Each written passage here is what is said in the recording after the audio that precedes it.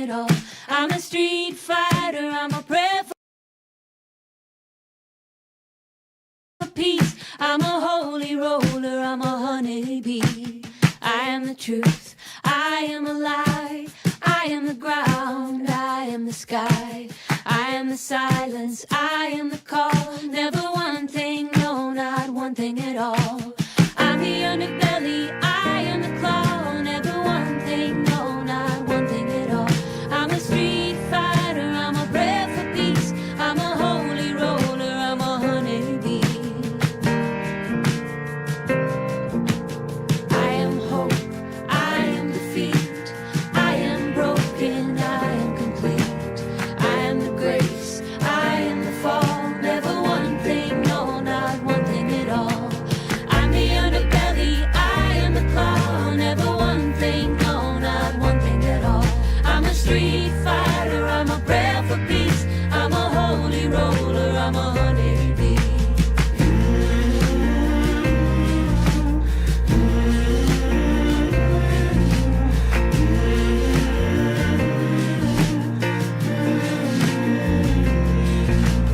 I am the beggar, I am the queen. I am the end, I am the means. I am the hammer, I am the wall. Never one thing, no, not one thing at all. I'm the underbelly, I am the claw. Never one thing, no, not one thing at all. I'm a street fighter, I'm a prayer for peace. I'm a holy roller, I'm a honeybee. I am a victor, I am the loss. I am a prophet, I am the cost. I am the sad, I am the sting. Never know, never know, never one thing. I'm the underbelly, I am the claw. Never one thing, no, not one thing at all. I'm a street fighter, I'm a prayer for peace. I'm a holy roller, I'm a honeybee.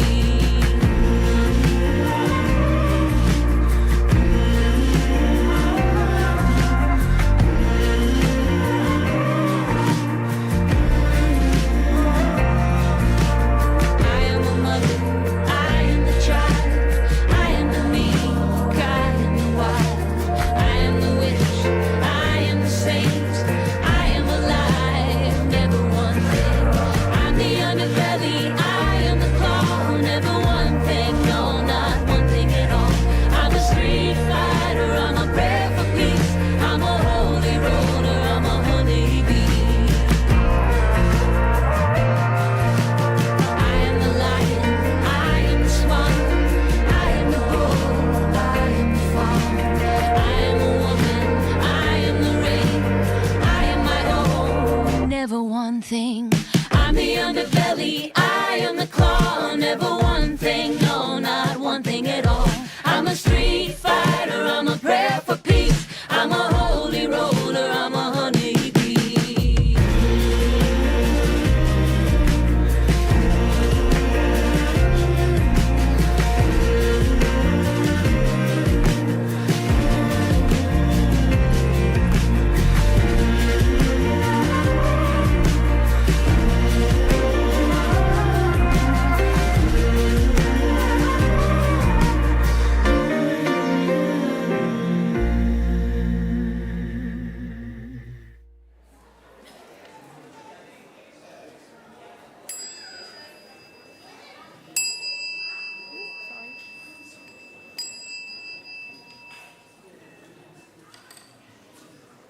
Good morning.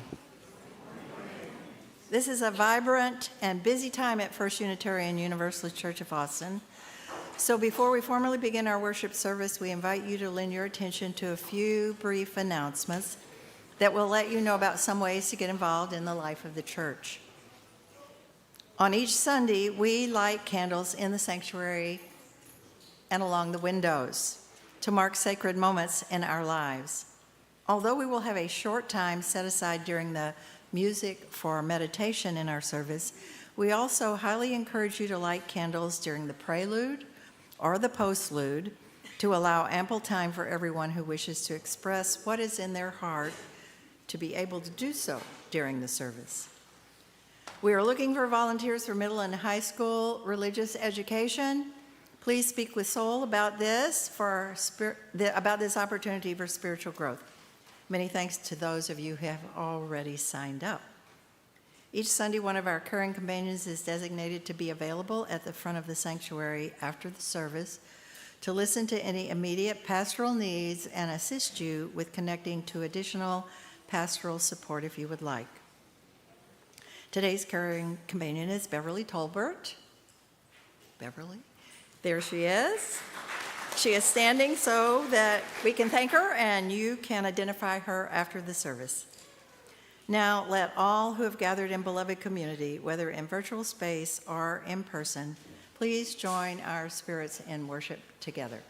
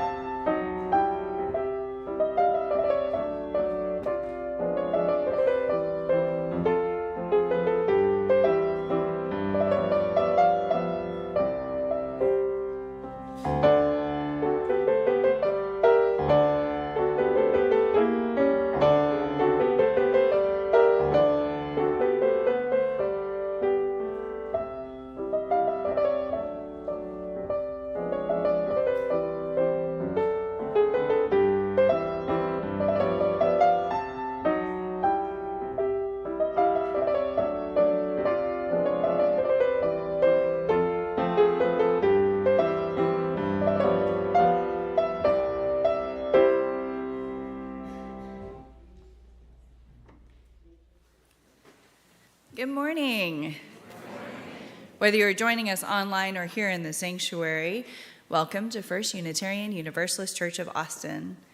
We are a spiritual community dedicated to the free and responsible search for truth and meaning and beauty. I'm Reverend Carrie Holly Hurt, the assistant minister here. I'm a white woman in my mid-40s. I'm wearing purple glasses and a yellow stole. My pronouns are she and her. And it really is a joy to be with you all today. I especially want to welcome you if you're new to the congregation. If you're joining us remotely, and you can, please say yes in the comments and let us know where you're viewing the service from. If you're here in person, please join us for a social hour after worship. Either way, we invite you to fill out the online visitors form at austinuu.org. Simply click on worship, which will then show you a link to the form. We would love to get to know you better.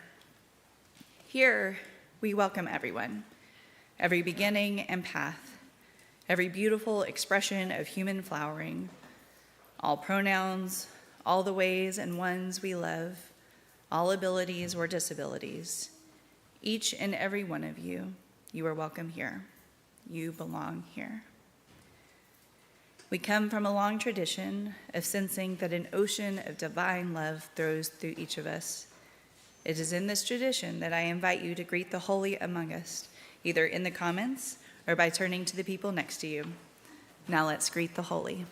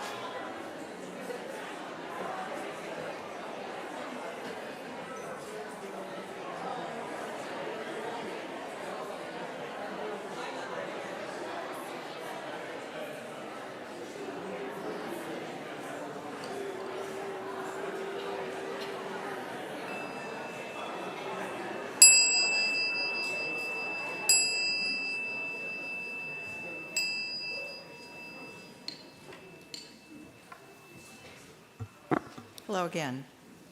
I'm Margaret Borden. My pronouns are she, her. I am a white woman in my 70s with short salt and pepper hair, glasses, wearing a red dress covered with white flowers, leaves, and vines.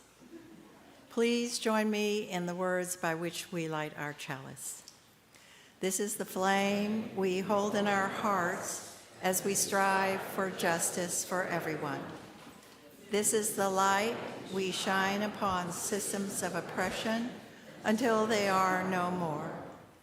This is the warmth we share with one another as our struggle becomes our salvation.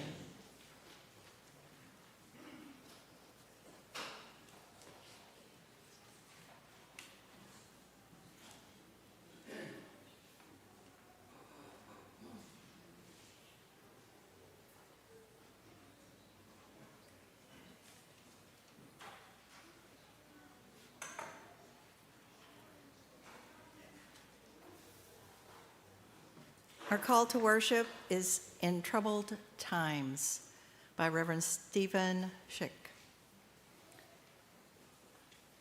From the loneliness of troubled times, we come to discover that we are not alone. Into the dwelling place of togetherness, we come to collect remnants of hope. From fear that all is lost, we come to discover what will save us. Into the comfort of each other's arms, we come to feel the strength that has not yet vanished. From darkness, we come to wait until our eyes begin to see. Into the refuge of fading dreams, we come to remove illusions and focus new visions. From despair that walks alone, we come to travel together. Into the dwelling place of generations, we come to pledge allegiance to being peace and doing justice. Now please rise in body or spirit and let us sing together hymn number 1058, Be Ours a Religion, in the Teal hymnal.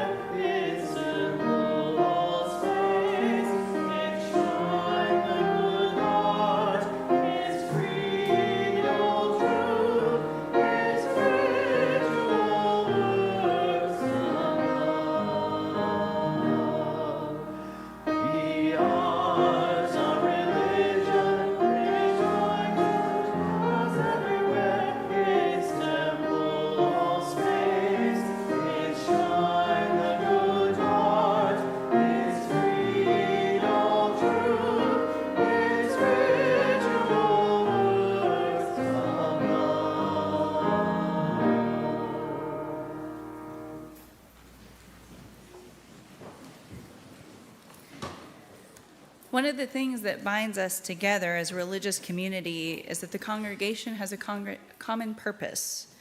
For First Unitarian Universalist Church of Austin, the common purpose is also our mission. The congregation wrote it together and put it on the wall in the sanctuary so every Sunday church participants can say it together so that we might carry it in our hearts throughout the week. Let's say it together now. Together we nourish souls, transform lives, and do justice to build the beloved community.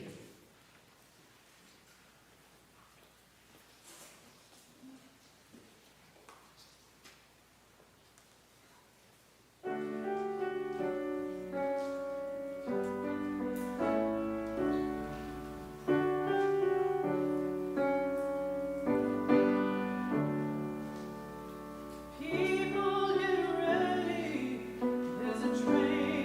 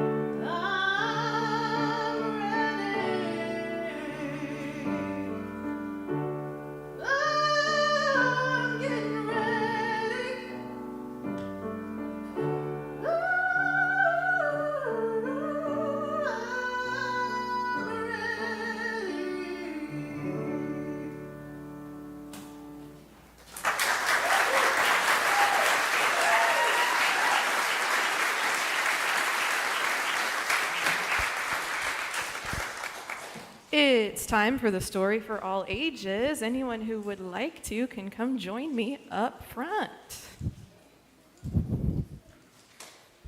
The young or the young at heart. Good morning. Hi. If I haven't met you yet, my name is Christina Tanner, and I run the children's music group for the church here. And we are starting children's music group today. So after the story for all ages, if you would like to join me and do some singing and play some musical games, we good over here? You got it, nice. I will be taking a group to do that. The elementary age kids can come join me for that. So this morning, we are reading a story called Pumpkin Soup by Helen Cooper, and there is a little song that goes with this story. So between all of the pages, anybody who would like to can join me in a song, and it goes like this. Pumpkin soup, what should we put in our pumpkin soup? So we'll sing that between the pages. Yeah. Deep in the woods, there's an old white cabin with pumpkins in the garden. There's a good smell of soup, and at night, with luck, you might see a bagpiping cat through the window, and a squirrel with a banjo, and a small singing duck. Pumpkin soup, what should we put in our pumpkin soup? Thanks for singing with me. Pumpkins, that's right. Pumpkin soup, the best you ever tasted, made by the cat who slices up the pumpkin, made by the squirrel who stirs in the water, made by the duck who scoops up a pipkin of salt and tips in just enough. Pumpkin soup, what should we put in our pumpkin soup? Pumpkins, they slurp their soup and play their song, then pop off to bed in a quilt stitched together by the cat, embroidered by the squirrel, and filled with fine feathers from the duck. And it's peaceful in the old white cabin. Everyone has his own job to do. Everyone is happy, or so it seems. Pumpkin soup, what should we put in our pumpkin soup? But one morning, the duck woke up early. He tiptoed into the kitchen and smiled at the squirrel's special spoon. "Wouldn't it be fine," he murmured, "if I could be the head cook?" He drew up a stool, hopped on top, and reached until his beak just touched the tip of the spoon. Kerplonk! Down it clattered. Then the duck trotted back to the bedroom, held up the spoon, and said, "Today it is my turn to stir the soup." Pumpkin soup, what should we put in our pumpkin soup? That's pumpkins. That's mine, squeaks the squirrel. Stirring is my job. Give that back. You're much too small, snapped the cat. We'll cook the way we always have. But the duck held on tight until the squirrel tugged with all his might, and whoops! The spoon spun through the air and bopped the cat on the head. Then there was trouble. A horrible squabble, a row, a racket, a rumpus in the old white cabin. Pumpkin soup, what should we put in our pumpkin soup? Pumpkins.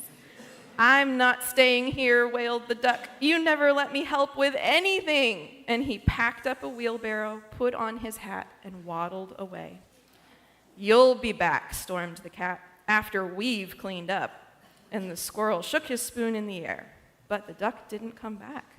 Not for breakfast, not even for lunch. Not even for lunch, yeah. I'll find him, scoffed the cat. He'll be hiding outside. I bet he's in the pumpkin patch. But the duck was not in the pumpkin patch. They couldn't find him anywhere. Pumpkin soup, what should we put in our pumpkin soup? So they waited all that long afternoon. The cat watched the door, the squirrel paced the floor. That duck will be sorry when he comes home, they muttered. But the duck didn't come home, not even at soup time. Pumpkin soup, what should we put in our pumpkin soup? The soup wasn't tasty. They'd made it too salty. They didn't feel hungry anyway. Yeah, they both sobbed over supper, and their tears dripped into the soup and made it even saltier. We should have let him stir the soup, sniffled the squirrel.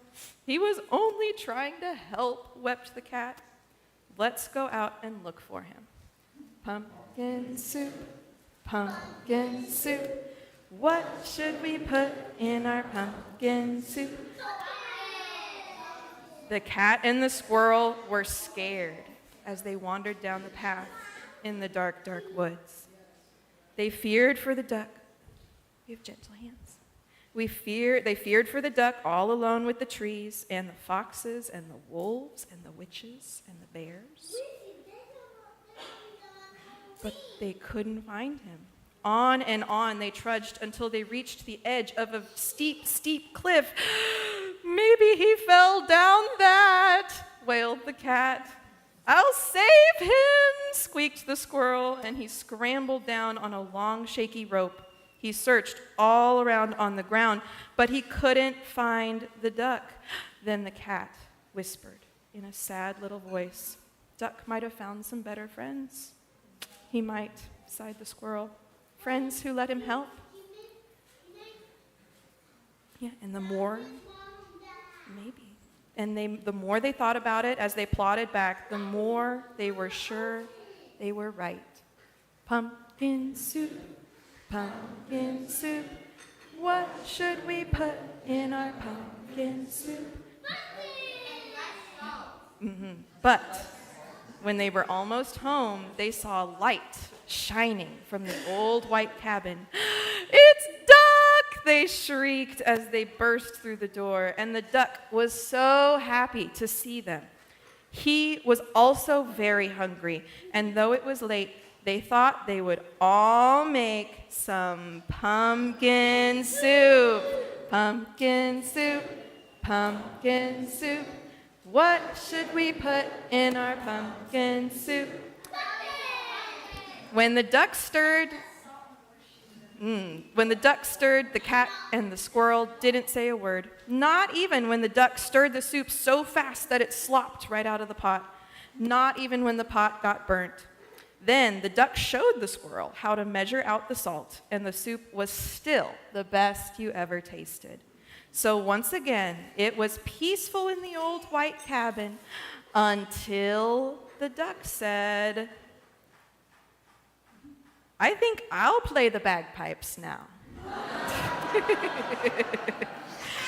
One last time. Pumpkin soup, pumpkin soup. What should we put in our pumpkin soup? All right, pumpkins. So it's time to go out to the playground, or if you want to join me for music group, you can join me for music group as well. Breathe out, breathe in.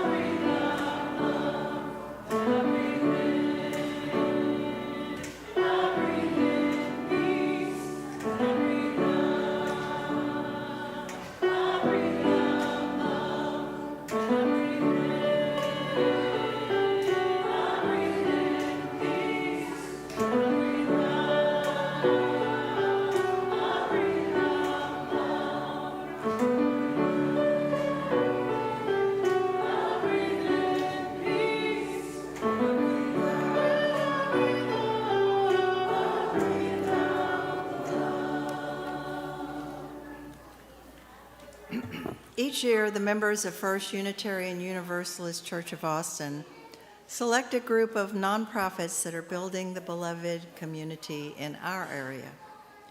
On the second Sunday of the month, we take up an offering that we give away to support these organizations and feature a representative who highlights the great work of one of them. Today, we are thrilled to invite Jill Skinner, whom I will be assisting, to let us know a little more about Drive a Senior.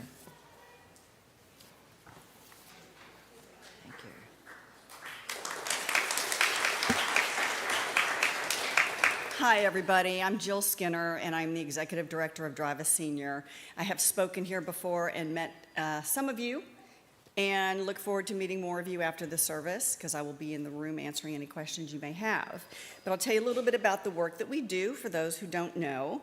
So we were formed in 1985. Drive a Senior enables older adults to live independently, avoid social isolation, and age in place by providing transportation and other support services. This is all at no cost to the client. Having reliable transportation is just one of the ways our senior friends experience a sense of independence. However, it's not just about getting people from point A to point B. It's about providing opportunities that make meaningful connections with others during group trips to the grocery store, to field trips, to social outings. And all of this is to really address the most important piece is the isolation piece. In May 2023, U.S. Surgeon General Dr. Vivek Murthy called attention to the loneliness, isolation, and lack of connection in our country, calling it a public epidemic and health crisis. He also said our relationships are a source of healing and well-being hiding in plain sight, one that can help us live healthier, more fulfilled, and more productive lives. Together, we can help others live a healthier, less lonely, and more connected life. Many of our clients tell us how much joy we bring to them, something that we all here know is needed for all of us. We're in some divisive, scary times, and I come to this church, and my eyes fill with tears because you feel the love here. And that song, loved it. And I just want to thank you guys for the beautiful work you do in the community and for having me here today. So we have a short video.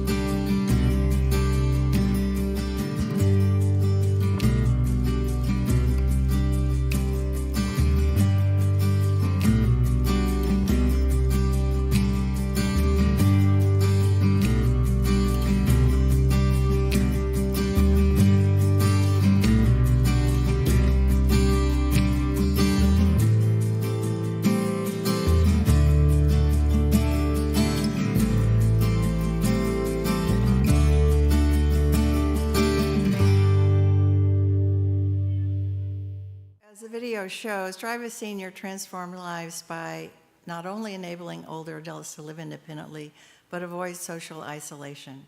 While our mission is transportation, our impact is relationships. As Jill said, we have been around since 1985. First UU is a founding congregation of Drive a Senior and formally contributed annually and has provided many volunteers.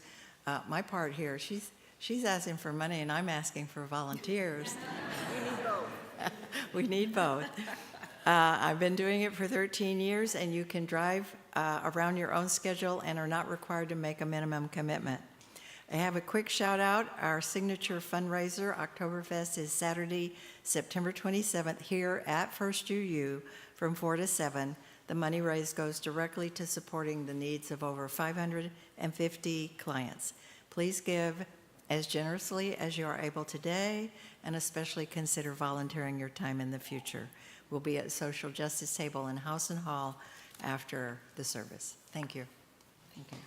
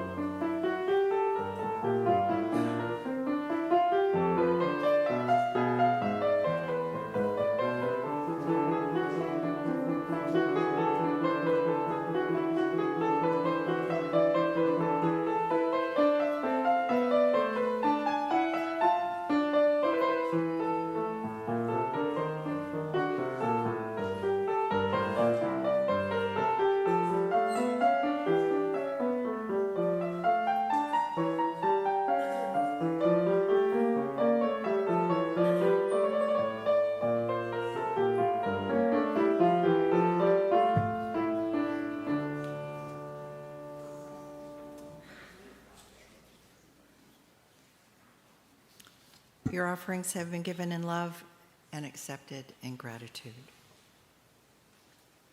Our reading is Everything is Still on Fire by Reverend Julian Jamaica Soto. Everything is still on fire, despite your best efforts. In addition to living, it is clear that fire or not, you must level up in what it means to thrive. Right now, that means wrestling with the truth and the fact that everything is not all your fault. I am sorry that everything is still on fire. Once hate catches, the winds of not my problem blow, and the blaze is hard to stop.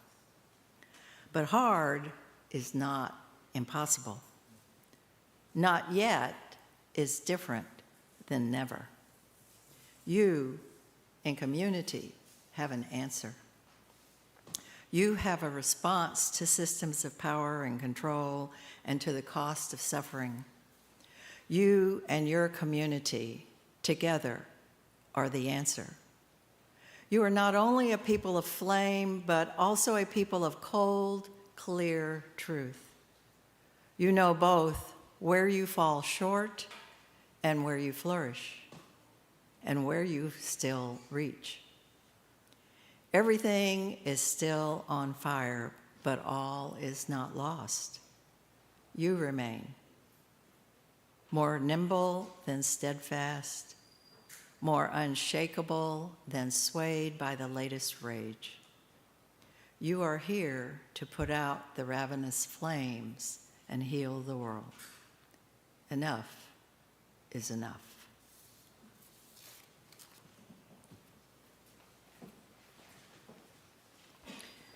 This is the time in our service where we center ourselves together, where we breathe together.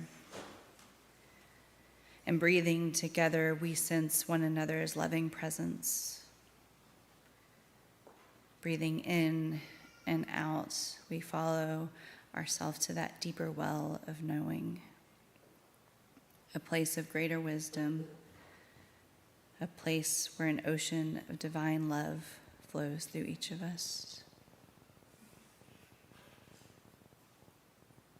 As we breathe, we can acknowledge how heavy our hearts are, how busy our minds are. And our breath reminds us that we can be here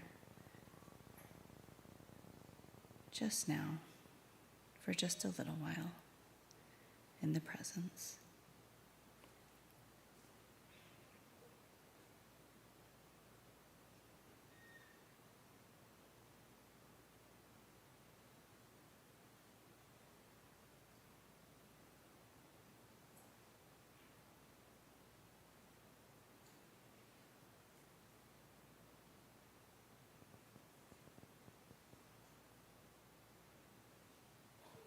As we continue to breathe together, we also enter into a sacred time of lighting candles and listening to music, all the while remembering that we hold all of these sacred sounds holy.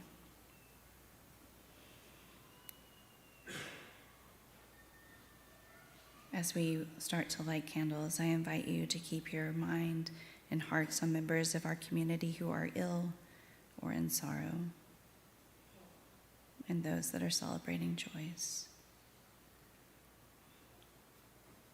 Entering this meditative quiet as our music plays, those who are moved, please begin to light candles. And let us hold this meditative quiet throughout the time, including when our music comes to the end.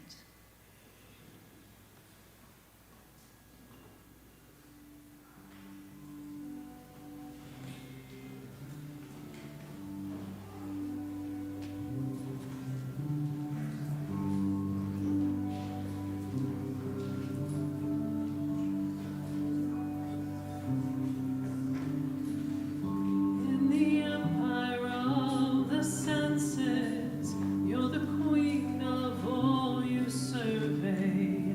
All the cities, all the nations, everything that falls your way. There is a deeper world than this that you don't understand. There is a deeper world than this, tugging at your hand.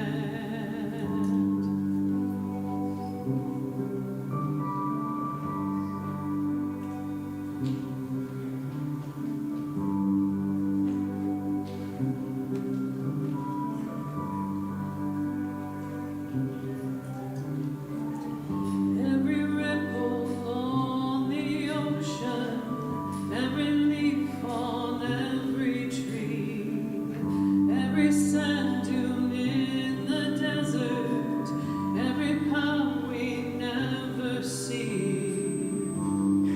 There is a deeper wave than this, swelling in the world. There is a deeper wave than this. Listen to me, girl.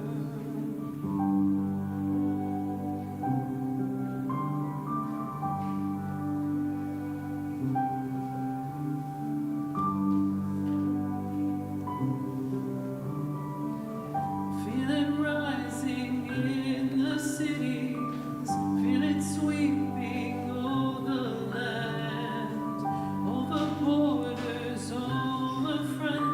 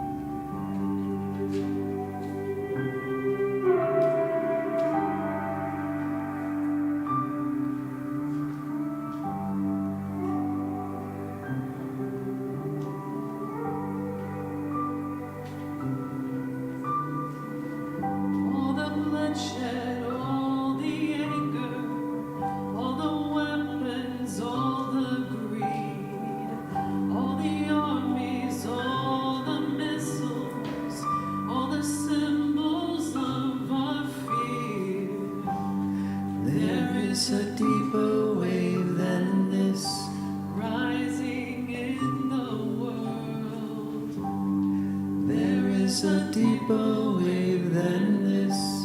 Nothing will withstand.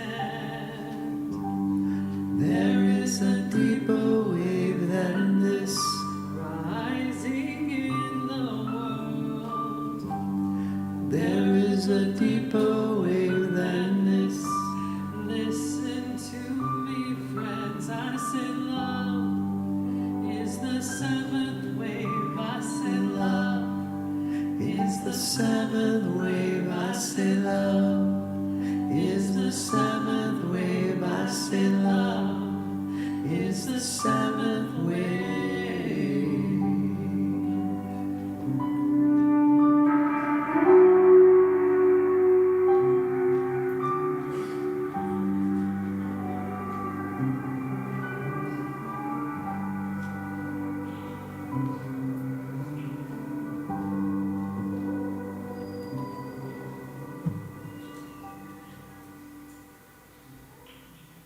And now we light one last candle for those who have no one to light a candle for them.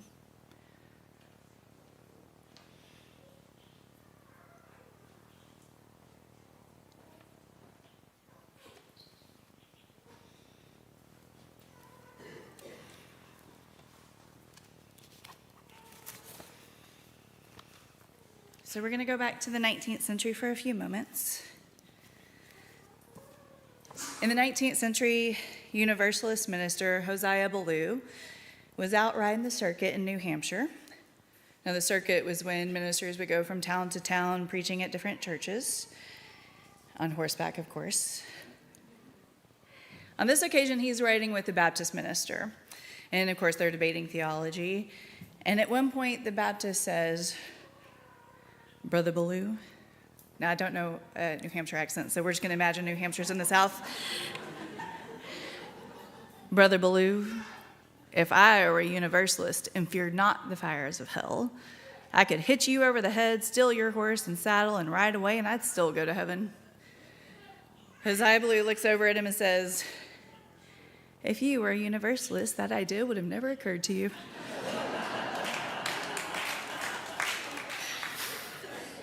I love that story because it's funny and it's witty, and I can just imagine the Baptist minister turning red and having no response at all. And let's be honest, as a Unitarian Universalist, that scratches my ego quite a bit. But what does that mean? Does my religious affiliation really mean that I wouldn't have such a violent thought? And if that's true, is it a chicken or the egg situation? Is it that peaceful and kind people are drawn to this religion? People who would never think about stealing someone's horse. Are they the ones that show up at this church? Or is it the teachings of this religion lead us to be people who would get all those horrible ideas just right out of our head? I think a case could be made for both. We definitely are a self-selecting people. When I decided to come back to Texas, Austin was my non-negotiable. But there's also something to be said about how our communities, religious or others, shape us and our actions. For example, growing up, I had a front row seat to what we called at the time, the religious right movement. And I saw how it played out in people's lives. I experienced people who loved their kid. They expressed levels of empathy for other people's suffering and other people's kids.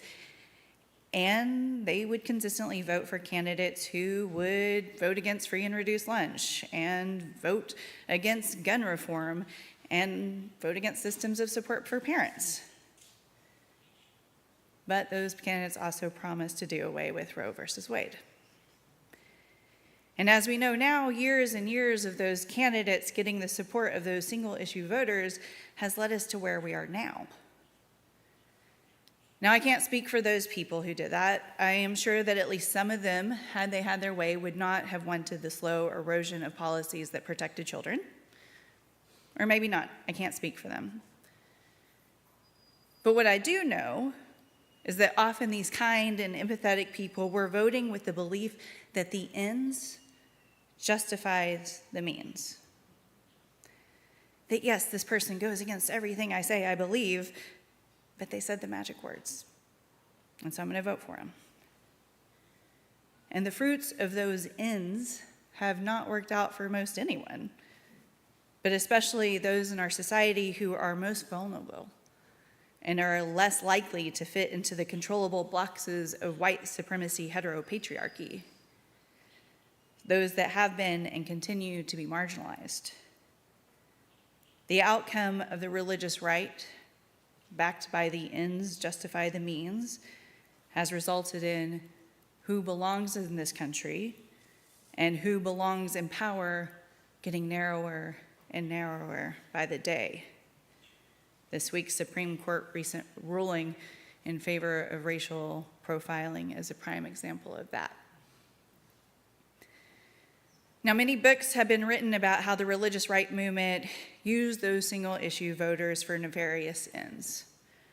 We know that Jerry Falwell and others were upset that their tax-exempt status was going to be taken away unless they integrated their white-only academies. They wanted a world that existed before the civil rights movement. And so they used an issue they thought would motivate people. They used abortion to get what they wanted. They grew their desires for a pre-civil rights America right into the Christian nationalist movement that we are living in today. Now, I simplified that a lot, but I use that example because it's a good one. We are in a place in our history where we can see this fully. We can see how this philosophy has played out. But mostly I brought it up because it has a lot of rich lessons for us right now. And while I don't mind exposing what's happening, and I think it's really good to take a historical look to see how we got where we are, I'm more concerned about what we're going to do about it than anything else. So one thing I want us to take away from this example is that the purpose and the impact of Christian nationalism is to narrow down belonging. They want and are making great headway in having a protective in-group and a vulnerable out-group, which means our call as a justice-loving and justice-seeking people is to do whatever we can to push against laws that have this at their heart, like the bathroom bill that was recently passed here in Texas that is a blatant attempt to remove and erase trans and non-binary people, or the Supreme Court ruling and all the ICE raids that are trying to further instill this idea that to be American, to deserve protection, is to be white. Or the many attacks on reproductive rights that seek to control people's body and put cis men in authority over everyone else. Now, of course, this isn't anything new. White supremacy, heteropatriarchy has always existed in this country and has always shaped legislation. It has always been protected. There's always been an in-group and there's always been out-groups. But right now, we find ourselves in a time when a concerted effort is underway to roll back all progress that has been made. And not just that, it's a time when racism and sexism and homophobia and transphobia are celebrated. So the good news is this isn't new, right? This isn't new. We know what to do. But we have to be louder than we have been, and we have to fight harder against the normalization of it. We have to condemn it. When we talk to our friends and our family, we have to condemn it. When we talk to city councilors or school board members or the legislature or any person in any position of power, we have to condemn it. With consistency and frequency, pointing out what is happening and say wholeheartedly that we condemn it. When we do this, when we use our voice and when we take actions, we plant seeds for a more just world, for the beloved community that we're always talking about. And we do it with the sort of stamina that comes from knowing we are not going to see the fruits of our labor, at least not most of us. What we are seeking to do external to this community is a long game. And we keep doing it. But here in this building, in this community, we act to see those fruits now. We do the work of growing ourselves and making sure to see where we have our own barriers of belonging, and we dismantle them now. Because while the work of building the beloved community will take generations, the work of building belonging in our community won't. And this is where we get back to Reverend Ballou. In order to be a community where we are building belonging, a community that honors and respects and supports the full expression of humanity, we must also be a people to do the work. The work that will make sure we aren't the guy who would hit the other guy over the head and take his horse. To do the work to understand that the means, they don't justify the end, they condition the end. What we pour into ourselves, what we pour into our community, and what we pour into the people around us will shape what happens and will shape the ends. And this comes from the work of educating ourselves and then doing the spiritual work of taking what we learned from head knowledge to heart knowledge so that we live it. This is the spiritual practice of anti-racism, anti-oppression, and multiculturalism. It doesn't just stay in books we read. We must embody it. We have to let what we learn be embodied so that we and the way we operate is fundamentally changed. For those of us who are white, this means examining the way that white supremacy has shaped our worldview, how it has shaped how we view people of the global majority, what actions we take to uphold the systems, because systems cannot work unless we comply. And then we do the hard and the very sacred work of dismantling white supremacy in ourselves. For those of us who are cis, we need to do the hard work of seeing how patriarchy has shaped our notion of gender and how we comply, how possibly we weaponize it. And then we do the hard and the sacred work of dismantling it in ourselves. For those of us who are straight or able-bodied or have citizenship status or who have class privilege, those of us who hold any privileges, we must examine how we are complying to these systems that hold up so much oppression. We must examine the ways that we uphold those structures and that seek to narrow belonging, because that's what they're doing.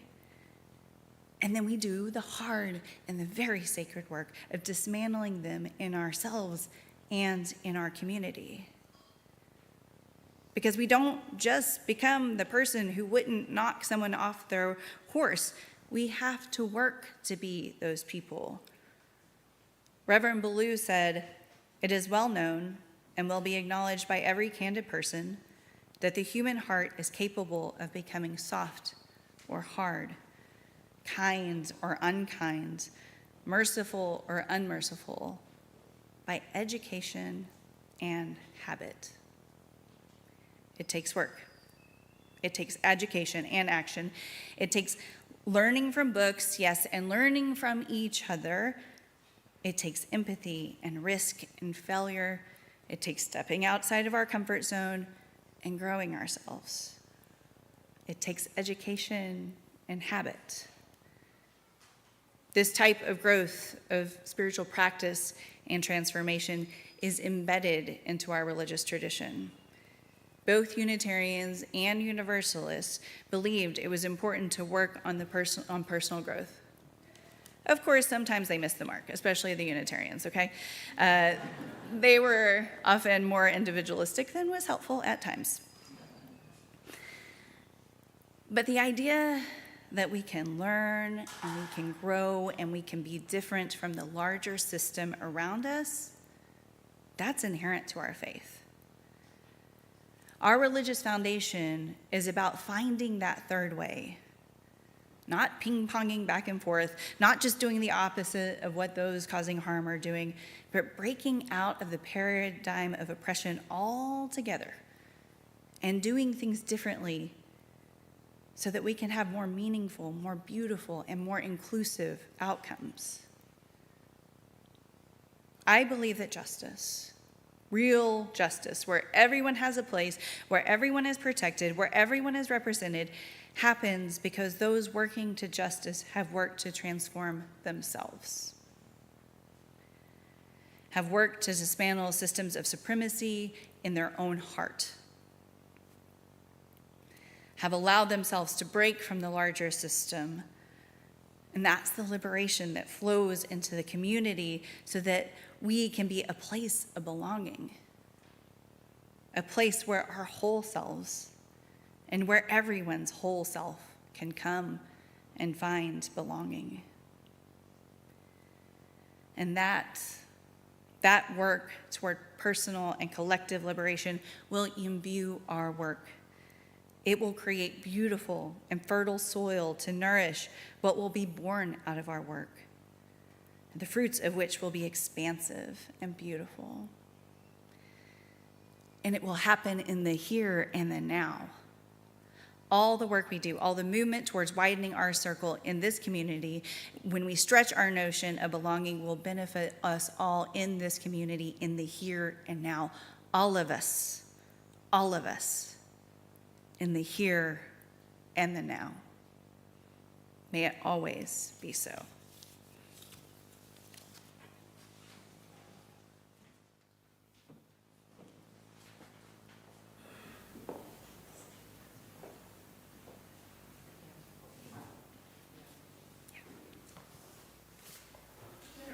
Body or spirit for our last hymn, Woo Ya Ya. 10:23.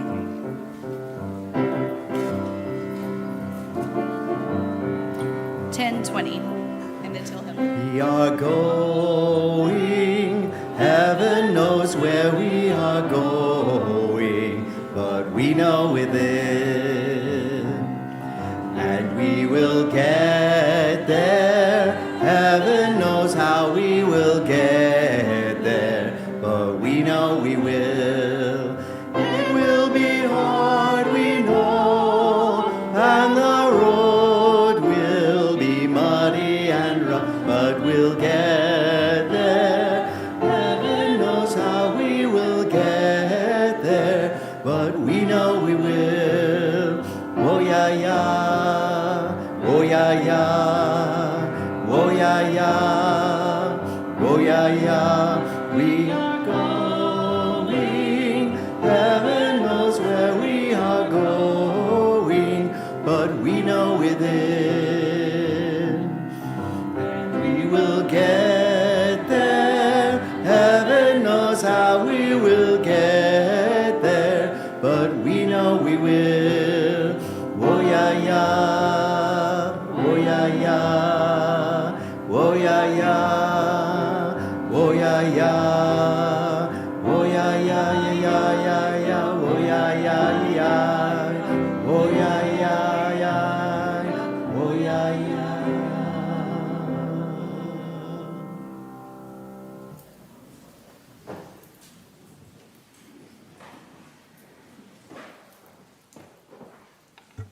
Please join me in the words by which we extinguish our chalice.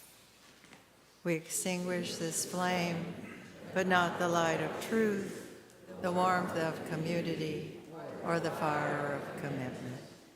These we hold in our hearts until we are together again.